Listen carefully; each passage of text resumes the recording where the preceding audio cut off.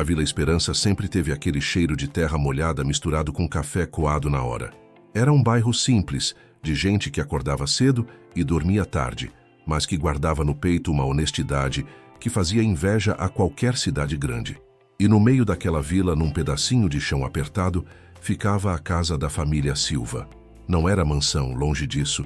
Era uma casa de tijolo aparente que seu Bento tinha levantado com as próprias mãos, bloco por bloco, ao longo de 20 anos. A pintura da fachada já estava descascando e a porta da sala rangia um pouquinho, mas para Dona Lúcia era o palácio dela. Era ali que ela fazia o melhor bolo de fubá do estado. Era ali que ela guardava as fotos amareladas do casamento e era ali que Mariana, a caçula, espalhava seus cadernos de desenho pela mesa da copa. Dona Lúcia era o tipo de mulher que parecia feita de algodão doce e ferro, doce no trato, mas firme na fé e na lida. Seu Bento, o marido, era um homem calado, de poucas palavras, mas de mãos calejadas que consertavam desde um motor quebrado até o coração de um vizinho em apuros.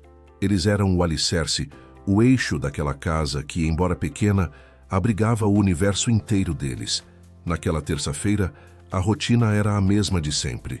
O sol já tinha se escondido, deixando o céu com aquele tom laranja-roxo que só o final de tarde brasileiro tem. Seu Bento tinha acabado de chegar do trabalho, suado, com a marmita vazia na mão, e estava na varanda lavando o rosto.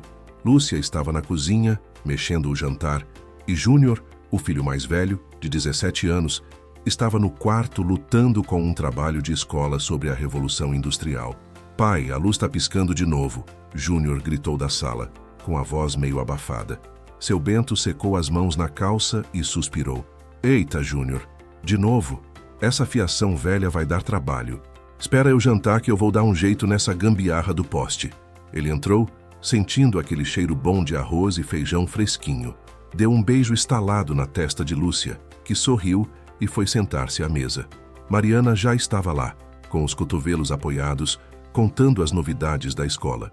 "Mãe, a professora disse que meu desenho do passarinho ficou lindo. Vou guardar ele, é a minha obra-prima", disse a menina, toda orgulhosa, apontando para um papel dobrado que estava preso por um ímã na geladeira, ao lado da lista de compras. Lúcia olhou para o desenho, depois olhou para Bento.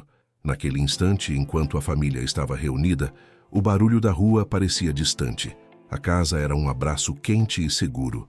Era tudo o que eles precisavam. A vida, meus amigos, tem essa mania feia de mudar o roteiro sem avisar.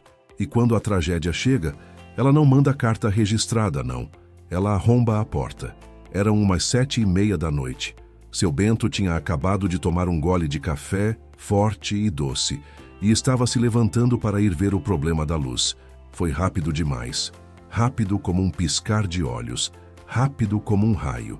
O barulho não foi um estouro grande. Foi mais um crack seco, vindo do forro, perto da caixa de luz da sala. Que foi isso?" Lúcia perguntou com a colher de pau parada no ar. Seu Bento franziu a testa. Deve ter sido um rato, ou a telha estourando. Mas antes que ele terminasse a frase, um cheiro forte, químico, de plástico queimado, invadiu a cozinha. E logo depois um clarão laranja. Júnior foi o primeiro a ver. Ele estava perto do corredor que dava para a sala. "Pai, fogo! Tá pegando fogo ali no teto!" O grito de Júnior não foi de pânico. Foi de susto, de incredulidade. Seu Bento pulou da cadeira como se tivesse levado um choque. Correu para o corredor. O fogo não era grande ainda, mas estava se alastrando com uma velocidade assustadora, subindo pela fiação velha que ele tinha prometido trocar no último feriado. "Lúcia, pega a Mariana! Júnior, pega o balde rápido, enche de água!"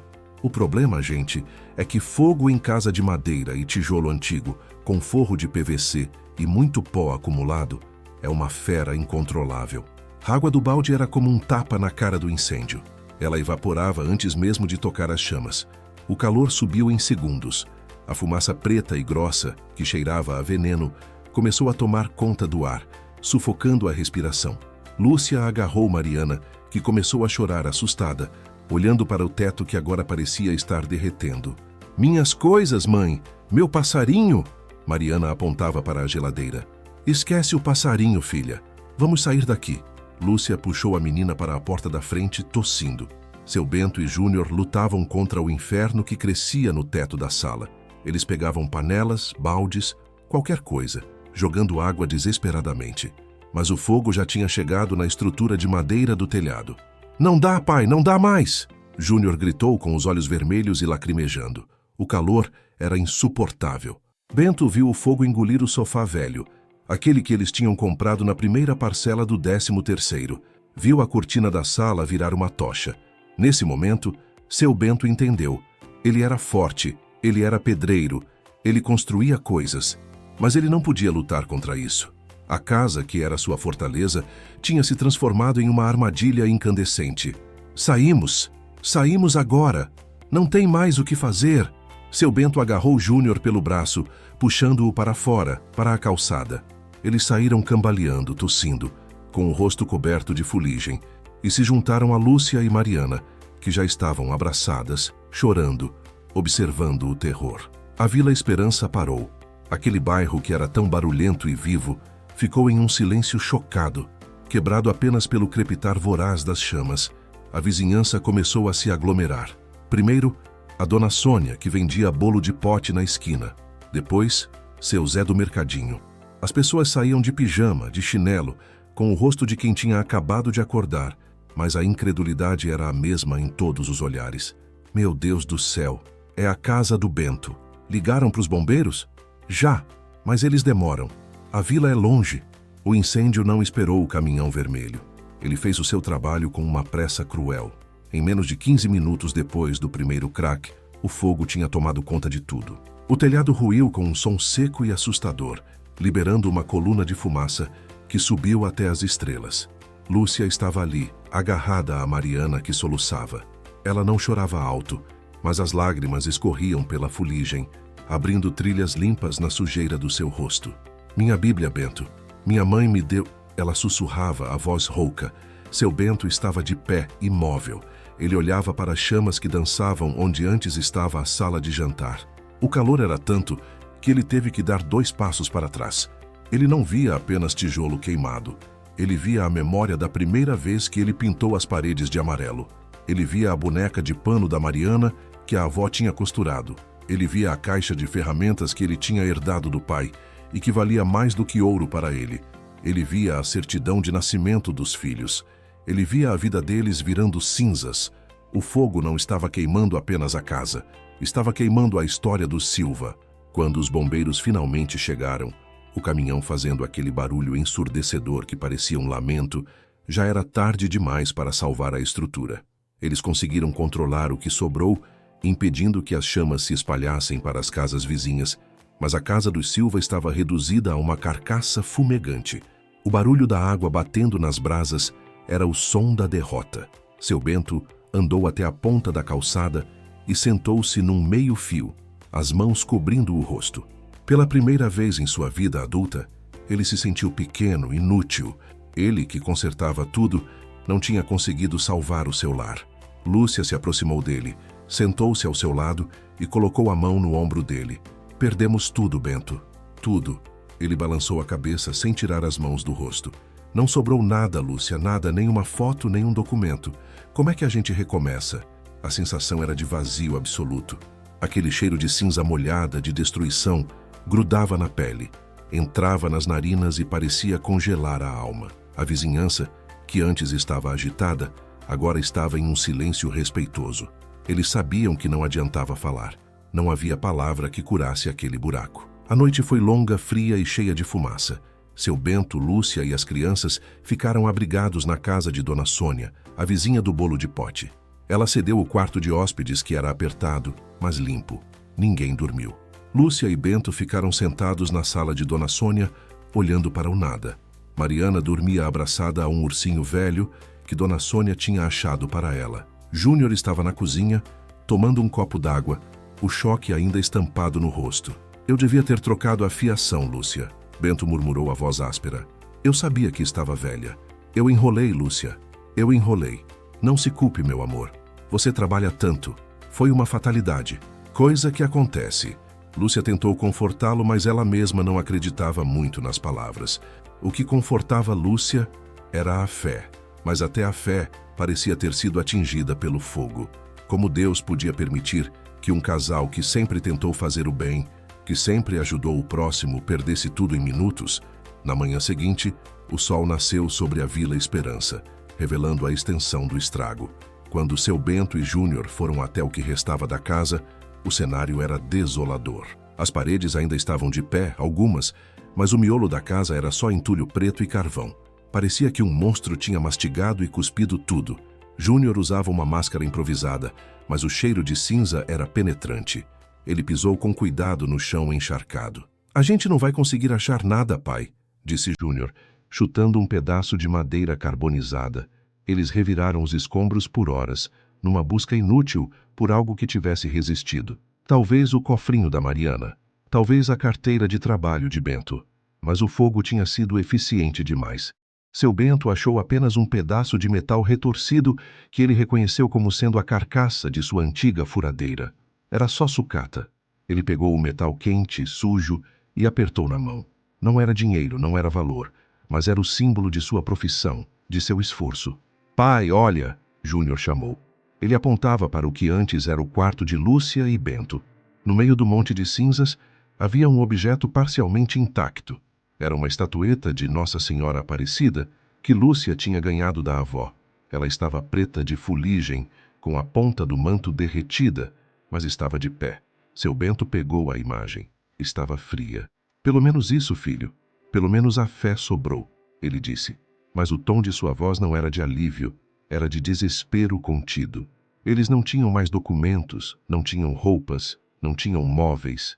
A única coisa que restava era o que estava no corpo. A roupa suja e chamuscada da noite anterior. Lúcia chegou na cena do desastre com Dona Sônia, trazendo uma garrafa térmica de café. Ela viu Bento parado, olhando para o buraco negro que era a sua cozinha. "E agora, Bento?" Ela perguntou a voz baixa, mas o peso da pergunta era enorme. Eles eram pessoas orgulhosas. Sempre resolveram seus próprios problemas. Sempre deram, nunca pediram. Agora, estavam na sarjeta, literalmente. A notícia do incêndio se espalhou como pólvora na Vila Esperança e nos bairros vizinhos. Os Silva eram queridos, mas discretos. Eles não eram ricos, mas eram ricos em atitudes. Seu Bento sempre ajudava a consertar o telhado de um vizinho idoso sem cobrar um tostão. Dona Lúcia sempre levava um prato de comida para quem estava doente. Eram pequenos atos de bondade diários, sem alarde, sem esperar retorno. Naquela manhã, enquanto eles estavam ali, paralisados pela dor da perda, a Vila Esperança começou a se mover. Primeiro, veio a Dona Marlene, a costureira, que morava 2 ruas abaixo. Ela chegou com um sacolão de roupas, dobradas e limpas. "Lúcia, minha filha, pega isso aqui.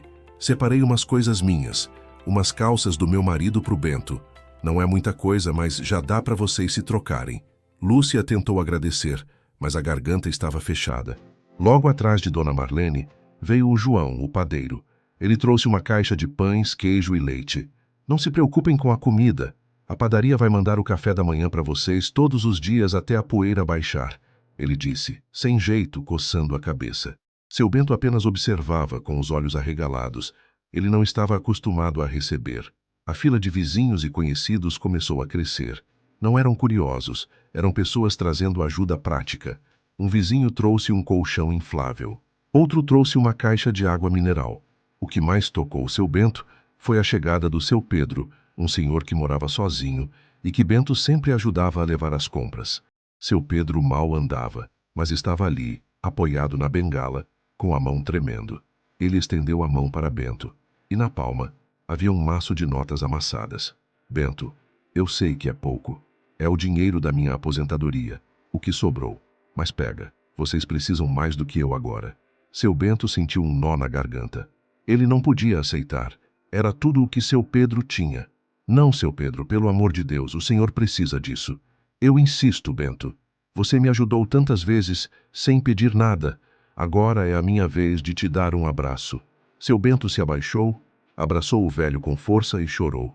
Não era o choro da perda, mas o choro do reconhecimento. Ele tinha perdido tudo, mas estava descobrindo algo que não sabia que possuía: a gratidão e o amor da sua comunidade. O fogo tinha limpado a casa, deixando apenas cinzas, mas estava revelando o coração da Vila Esperança. O movimento de ajuda continuou durante todo o dia. As pessoas não perguntavam, elas agiam. O pastor Ezequiel, da igreja da esquina, apareceu com um grupo de jovens. Bento, Lúcia, o Senhor nos mostrou que precisamos ser as mãos dele aqui na terra. Não se preocupem com onde vão ficar. A igreja tem um pequeno anexo que usamos para guardar material. Está vazio. Não é uma casa, mas tem um banheiro e um teto seguro. Podem ficar lá o tempo que for preciso. Lúcia desabou. Ela abraçou o pastor, sentindo um alívio que parecia impossível. Pelo menos teriam um lugar para dormir que não fosse incomodar os vizinhos. O que mais impressionava seu Bento era a organização espontânea. Ninguém precisava ser o líder. Cada um pegava um pedaço do problema e resolvia. O Tarcísio, que era caminhoneiro, ofereceu o quintal dele para guardar os poucos escombros que eles conseguiam separar. A tia Célia, que era diretora da escola onde Mariana estudava, prometeu que conseguiria cadernos e material escolar novo para a menina. Enquanto seu Bento ajudava a esvaziar o que restava da casa, um trabalho lento, sujo e doloroso, ele começou a entender a dimensão daquela rede de apoio. Eles encontraram a caixa de remédios de Lúcia totalmente destruída. Meia hora depois, o farmacêutico do bairro, o Dr. Ricardo, apareceu com uma caixa lacrada, cheia de remédios novos, todos os que Lúcia usava. É presente, Bento. Não se preocupa com a conta, disse o farmacêutico. A cabeça de seu Bento girava. Ele tinha vivido a vida inteira achando que a segurança estava nos bens materiais, na laje bem feita, na poupança apertada. Agora, com a casa em cinzas, ele via que a sua verdadeira segurança estava nas pessoas que ele tinha ao redor. Naquela tarde, o sol batia forte no que restava do muro. Seu Bento estava sentado, exausto, olhando um monte de entulho. Ele pegou a estatueta de Nossa Senhora, ainda suja de fuligem, e a colocou num tijolo que tinha resistido. Lúcia veio até ele com um copo de água. Bento, o Júnior está animado. Ele e os meninos da igreja estão fazendo uma vaquinha online, mas o que está dando mais resultado é o pessoal aqui da vila mesmo. Eles disseram que vão fazer um mutirão no sábado. Mutirão? Sim, para tirar o entulho e para começar a limpar o terreno. Eles querem reconstruir a casa, Bento. Seu Bento demorou a processar. Reconstruir. A palavra era grande, pesada. Reconstruir? Lúcia, a gente não tem um tostão. Não temos nem os documentos para pedir empréstimo. Lúcia sorriu, um sorriso fraco, mas cheio de luz que parecia ter saído das cinzas. Eles disseram que não precisamos de dinheiro, Bento. Precisamos de fé e de tijolo. E eles vão trazer os dois. Ele olhou para o terreno destruído. Parecia impossível. A visão da casa em chamas ainda estava fresca em sua mente.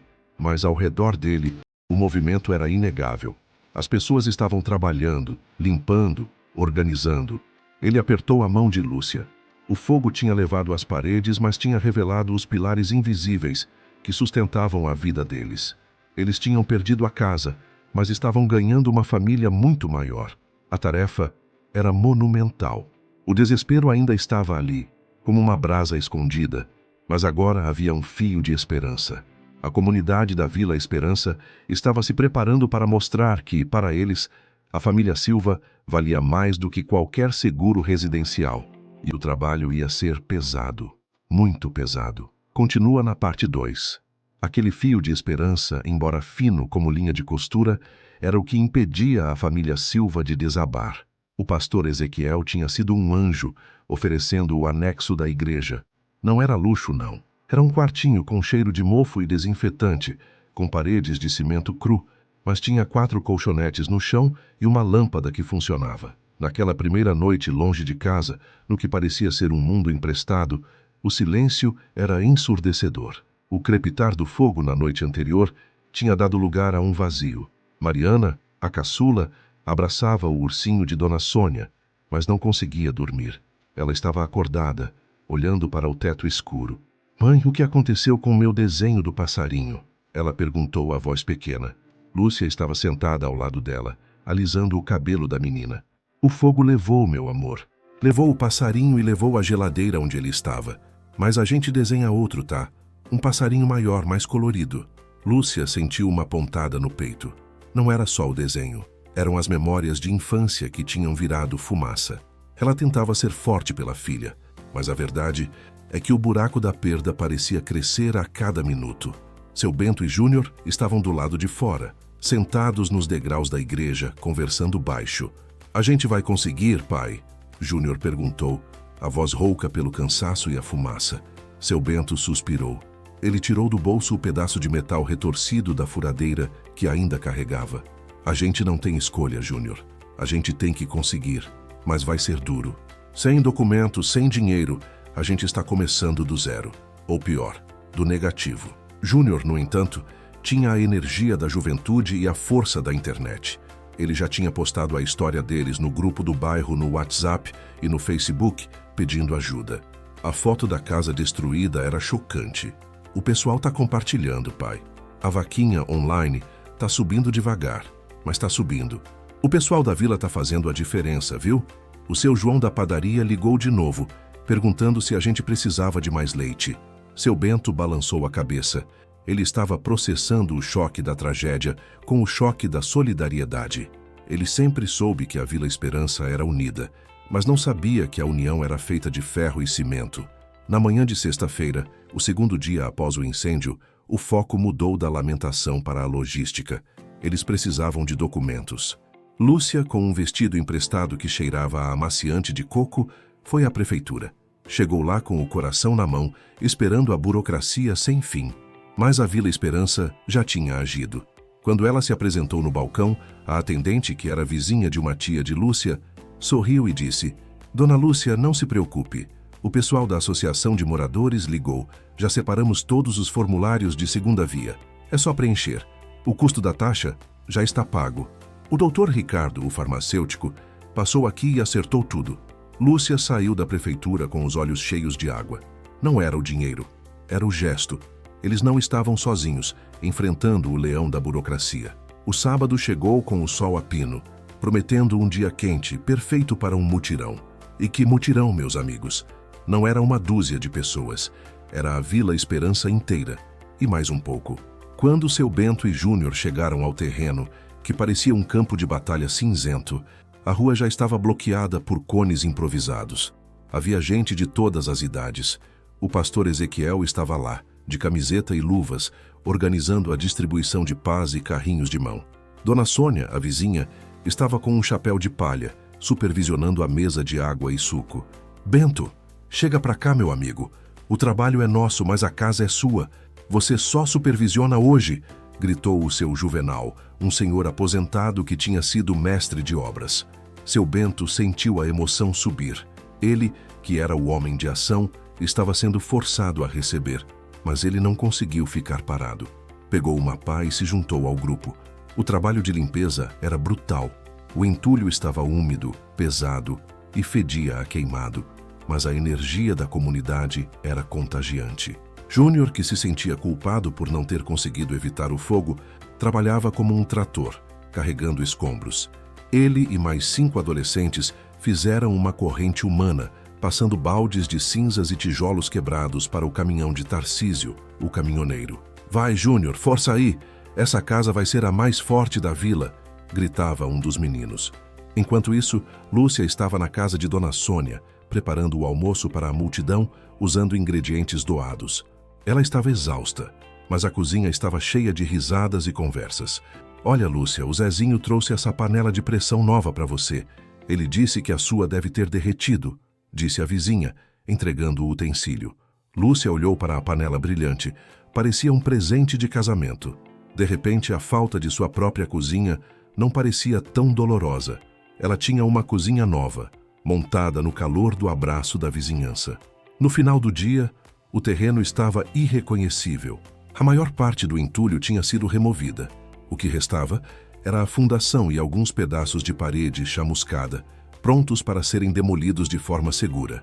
Seu Bento estava sentado no meio-fio, suado e com as mãos cheias de calos novos.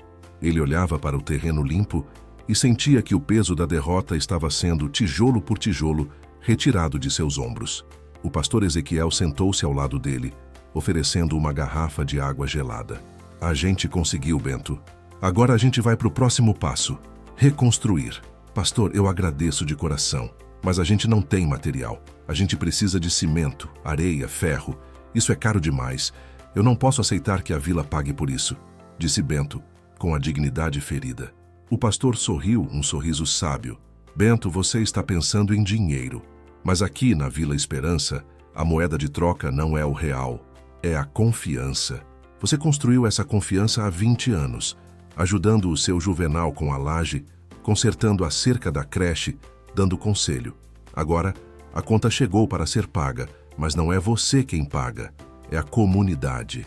E foi aí que o milagre da logística da Vila Esperança começou a se desenrolar.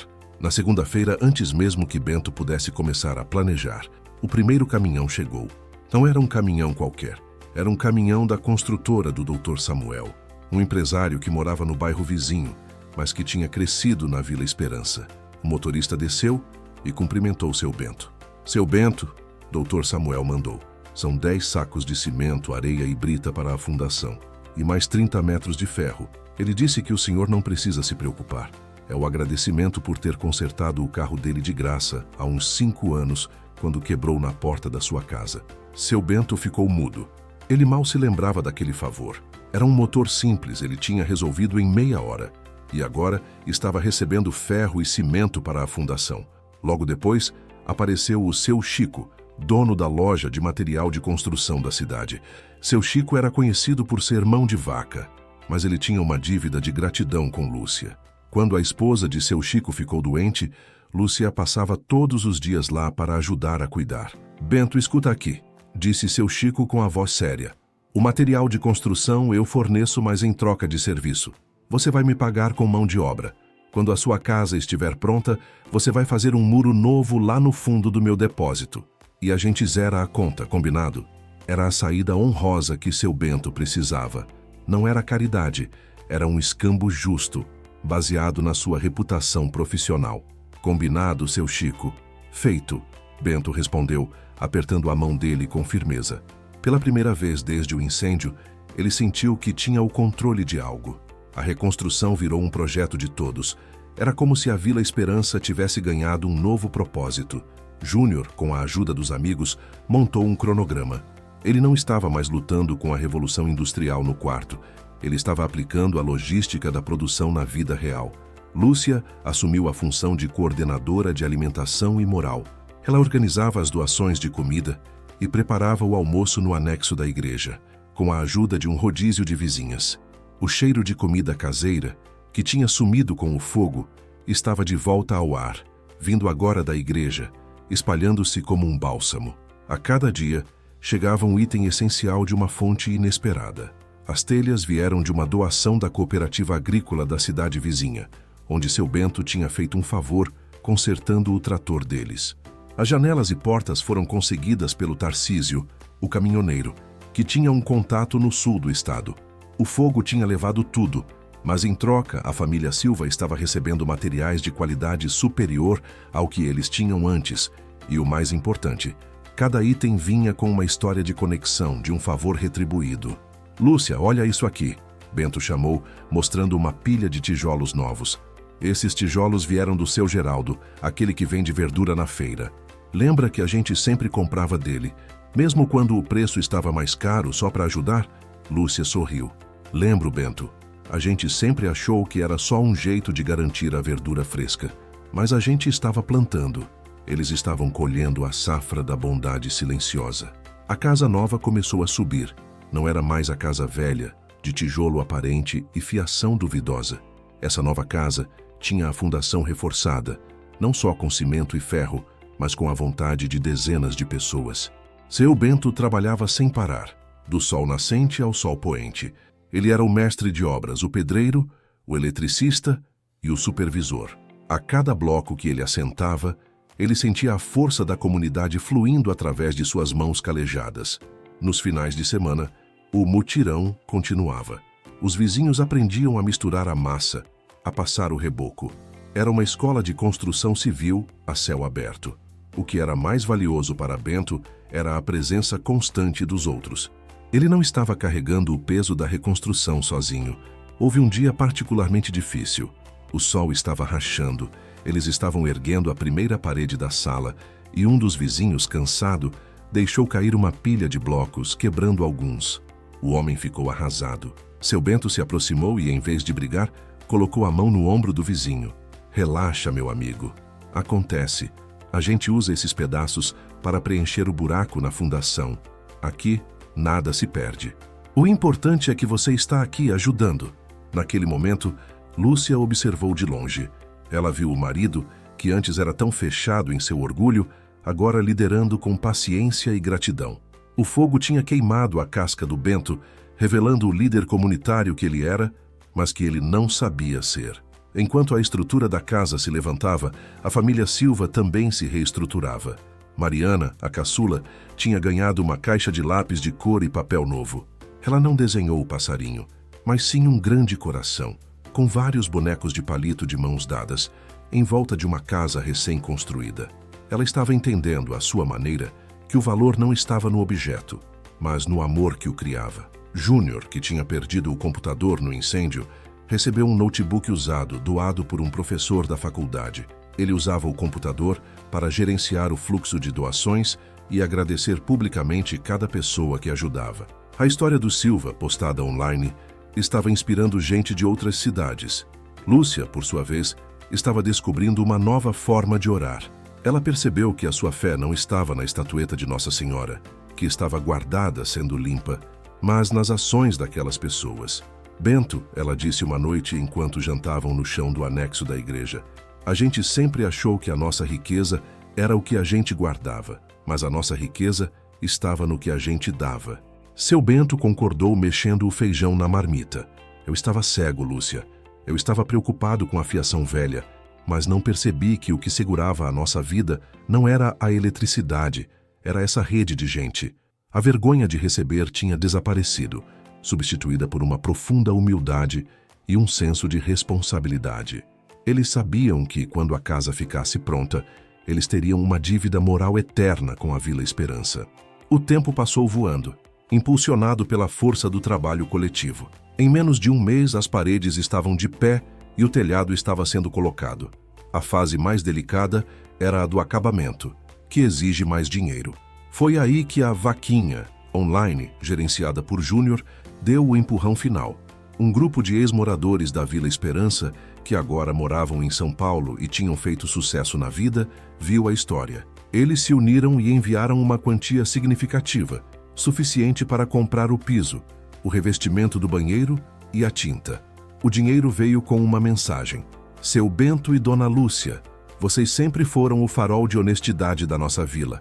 Não é caridade, é investimento na memória de onde viemos. Seu Bento, ao ler a mensagem, sentiu o coração aquecer.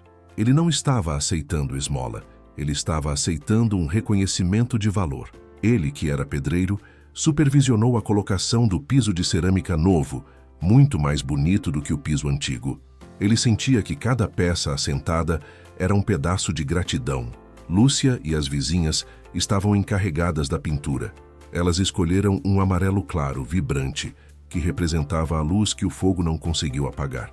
Quando a casa estava quase pronta, chegou a hora de instalar a fiação elétrica. Seu Bento, lembrando-se do que causou o desastre, estava neurótico. Ele não queria mais uma gambiarra. O eletricista do bairro, o Zezinho, que Bento tinha ensinado o ofício anos atrás, chegou com um material mais moderno e seguro. Seu Bento, dessa vez não tem erro. Fiação nova, disjuntores de primeira. E é por conta da casa, pai. O meu pagamento é ver a sua família de volta para casa. Seu Bento olhou para Zezinho, que agora era um homem feito, com a própria empresa. Ele viu que o seu legado não estava nos tijolos que ele assentava, mas nas pessoas que ele tinha ajudado a crescer. A casa do Silva estava pronta. Não era uma réplica da antiga. Era uma versão melhor, mais forte, mais luminosa. Era a casa da Vila Esperança, construída com as mãos e o coração de uma comunidade inteira. Faltava apenas um detalhe: a mudança. O pastor Ezequiel organizou um evento simples, uma bênção da casa nova, para o dia em que a família voltaria para o seu lar. Naquela tarde de domingo, a rua estava cheia de novo, mas dessa vez não havia fumaça nem choro. Havia música e alegria. A família Silva estava na porta, vestindo roupas novas e limpas, doadas com tanto carinho. Seu Bento, com o rosto barbeado e um sorriso cansado, segurava a chave nova na mão. Lúcia estava ao lado dele, com a estatueta de Nossa Senhora limpa e restaurada nas mãos. O pastor Ezequiel fez um discurso curto, mas poderoso.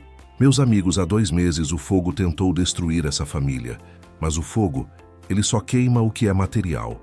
Ele não queima a fé, ele não queima o amor e não queima a comunidade.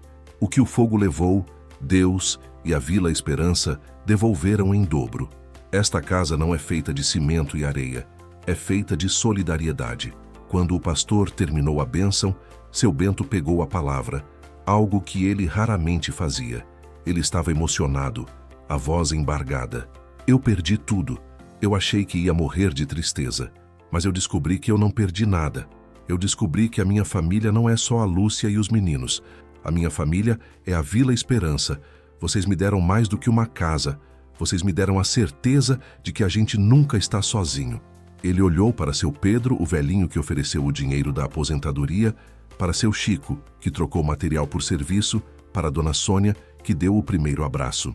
Lúcia deu um passo à frente e colocou a estatueta de Nossa Senhora no nicho da parede da sala.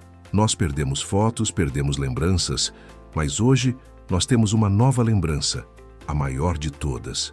O dia em que o amor de vocês construiu a nossa casa. Essa riqueza, meus amigos, não tem preço. É a riqueza da fé e do apoio mútuo. Eles abriram a porta. A casa estava vazia de móveis, mas cheia de presentes. Um fogão novo, uma geladeira emprestada, colchões no chão. Enquanto entravam, Mariana correu para a parede da sala, onde não havia um desenho de passarinho, mas sim uma placa de madeira que o seu Juvenal tinha gravado. Nela estava escrito: Casa dos Silva, reconstruída pela fé e pelo amor da Vila Esperança. Seu Bento abraçou Lúcia e Júnior. O cheiro de cinza tinha sumido, substituído pelo cheiro de tinta nova e de esperança. Eles tinham voltado para casa, mas não para a mesma casa.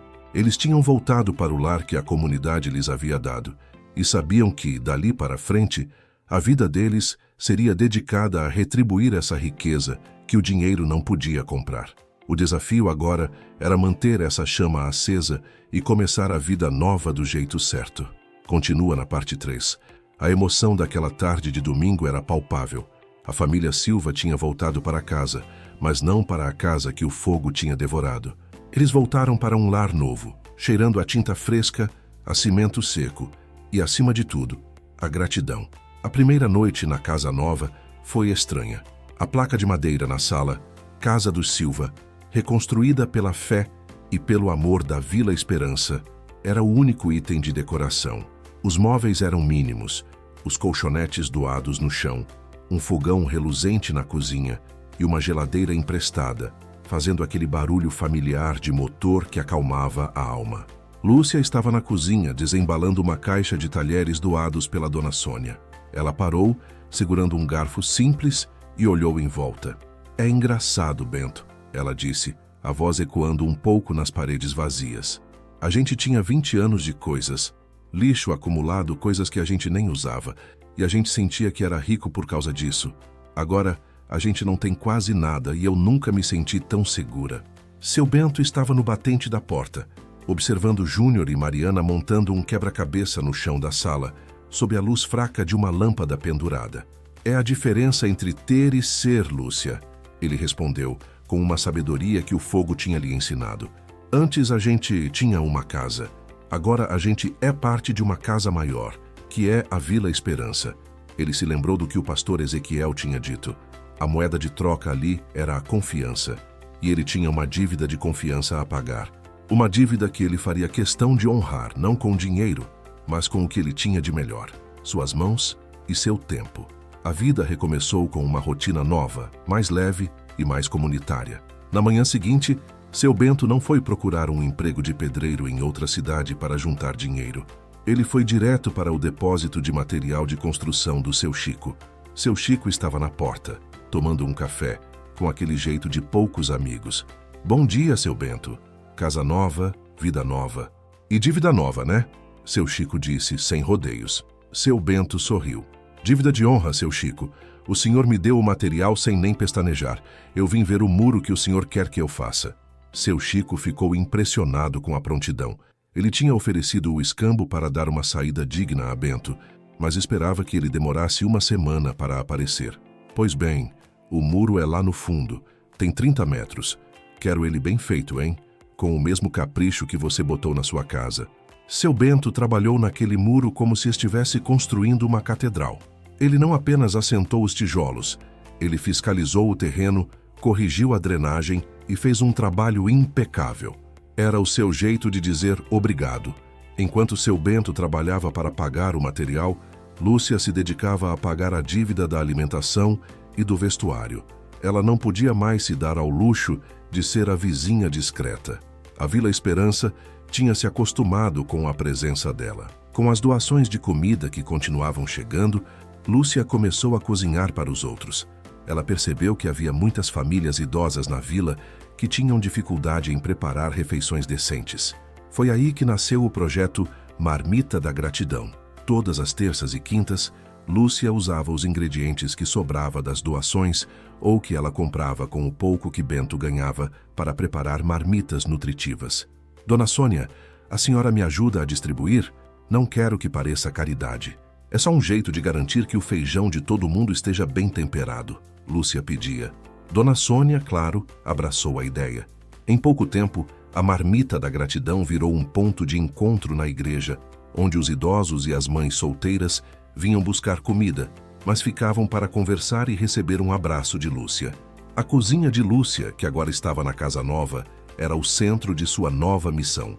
Ela tinha perdido sua panela de pressão velha, mas tinha ganhado a panela nova e, com ela, um propósito renovado. Júnior também encontrou seu lugar nessa nova dinâmica. O garoto que antes passava horas no quarto com o computador, agora era o elo de comunicação da vila. Ele usava o notebook doado para criar um grupo de apoio comunitário online, não apenas para a família Silva, mas para toda a Vila Esperança. Pessoal, a Dona Sônia precisa de ajuda para pintar a cerca. Quem pode dar uma força no sábado de manhã? O seu Pedro precisa de alguém para ir buscar os remédios na farmácia.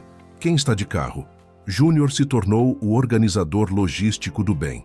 Ele havia aprendido durante a reconstrução da casa que a internet era uma ferramenta poderosa, quando usada para conectar pessoas, não apenas para distraí-las. Um dia ele estava no terreno, reorganizando os escombros que seu Bento tinha separado.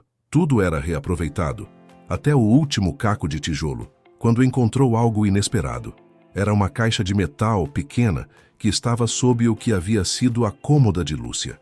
O metal estava carbonizado por fora, mas o seu interior tinha sido protegido. "Pai, olha o que eu achei!" Júnior gritou, tirando a caixa do entulho. Seu Bento correu. Eles abriram a caixa com cuidado. Dentro, embrulhadas em um tecido grosso que tinha virado carvão, estavam duas coisas que eles consideravam perdidas para sempre. A primeira era a certidão de casamento de Lúcia e Bento, amarelada, mas legível. A segunda era uma pequena pulseira de ouro, que Lúcia tinha guardado por ser a única joia de valor sentimental que ela possuía. Lúcia chegou correndo e pegou a pulseira, as lágrimas escorrendo. "Eu pensei que tinha perdido tudo, meu Deus." Não era o valor monetário. Era a prova de que nem tudo tinha sido levado. O fogo tinha sido implacável, mas a fundação da vida deles, o casamento, a história, estava ali, protegida pelo acaso e por aquela caixa teimosa. Seu Bento olhou para a certidão. Eles tinham tirado a segunda via na prefeitura, mas ter a original ali, suja de fuligem, era um lembrete físico de onde eles tinham começado. "Viu, Lúcia? O essencial, o fogo não toca", ele disse, abraçando-a. Enquanto a família se adaptava à nova rotina de dar e receber, a comunidade continuava a cercá-los de carinho. A casa ainda precisava de móveis, cama, armários, uma mesa decente. Dona Sônia, a vizinha que virou a melhor amiga de Lúcia, organizou um bazar da casa nova na praça da igreja. "Gente, a gente construiu a casa. Agora vamos mobiliar", ela decretou. O bazar não vendia, ele trocava e doava. As pessoas traziam móveis usados, mas em bom estado, e a família Silva podia escolher o que precisava. Um casal jovem trouxe um conjunto de sofás limpos e confortáveis. Um marceneiro da cidade vizinha, que tinha ouvido a história, apareceu com uma mesa de jantar robusta, feita de madeira de demolição. "Essa mesa aqui, seu Bento, é para aguentar o tranco. É para fazer muita reunião de família e de amigos", disse o marceneiro. Seu Bento ajudou a montar a mesa na sala, que agora estava mais viva. Ele percebeu que essa mesa, feita de madeira usada e doada, valia 1000 vezes mais do que a mesa de laminado que o fogo tinha consumido. Um dia, enquanto Bento estava terminando o muro de seu Chico, ele recebeu a visita do seu Juvenal, o mestre de obras aposentado que tinha coordenado o mutirão. Bento, você está fazendo um muro lindo aqui, mas eu vim te falar de outra coisa, disse seu Juvenal sério. Pois não, seu Juvenal. Eu tô velho, Bento. Não aguento mais subir em telhado. Mas não consigo parar de trabalhar. Você é o melhor pedreiro que eu conheço. E você tem o respeito da vila. Eu quero te passar o bastão. Seu Juvenal propôs que Bento assumisse a presidência da Associação de Moradores. Você tem que aceitar, Bento.